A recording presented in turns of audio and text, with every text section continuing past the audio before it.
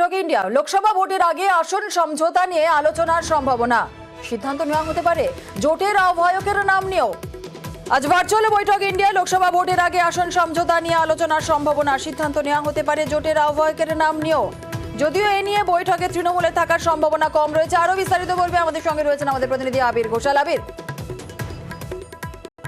ন্যায়যাত্রা শুরু করছেন রাহুল গান্ধী। তার আগে ভার্চুয়াল বৈঠক আজ ইন্ডিয়া ব্লকের তরফ থেকে ডাকা হয়েছে। সকাল 11:30 নাগাদ সেই বৈঠক শুরু হওয়ার কথা।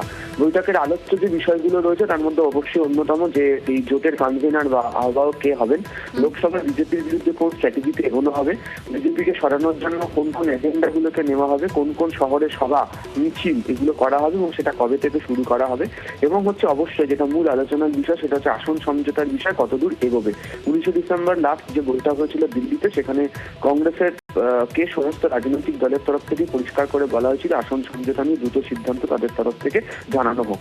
এর মধ্যে একমাত্র বিহারের ক্ষেত্রে কিছুটা হলেও দিল্লির ক্ষেত্রেই আলোচনা হয়েছে। অন্যদিকে হচ্ছে সমাজবাদী পার্টি কিছু জায়গায় আলোচনা শুরু করেছে। তবে কংগ্রেসের তরফ থেকে বাকি বিভিন্ন রাজ্যগুলোতে তাদের যে ভূমিকা নেওয়া উচিত আসন সমঝোতা করার ক্ষেত্রে সেটা লক্ষ্য করতে পারা যাচ্ছে না, এমনটাই অভিযোগ রাখছেন বাকি দলের নেতারা।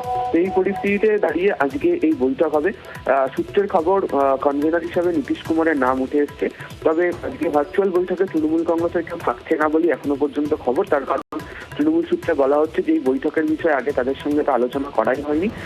শুক্রবার দিনকে বিকেলের পর তাদেরকে এই বৈঠকের বিষয়ে জানানো হয়। যদিও অন্য কর্মসূচি রয়েছে, যেহেতু এটা সমস্ত দলের প্রধানদেরকে নিয়ে বৈঠক হবে, তাই এই বৈঠকে অন্য কেউ হাজির থাকতে পারবেন না এবং যেহেতু সুপ্রিমোর তরফ থেকে ওই বৈঠকে উপস্থিত হওয়ার সম্ভাবনা কার্যত নেই। ফলে আজকে ইন্ডিয়া জোটের যে বৈঠক সেখানে কার্যত তৃণমূল ছাড়াই এই বৈঠক হতে চলেছে। বেশ, আবির সঙ্গে থাকো।